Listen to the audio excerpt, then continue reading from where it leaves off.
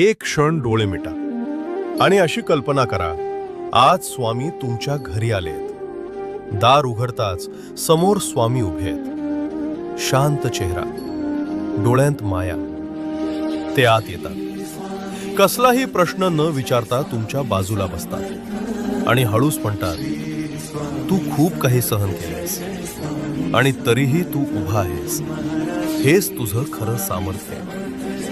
जे तुटलं ते तुला कमकुवत नाही तर शहाणं बनवतं. जे झालं नाही त्यासाठी स्वतःला दोष देऊ नकोस, कारण योग्य वेळ नेहमी योग्य उत्तर घेऊन येते.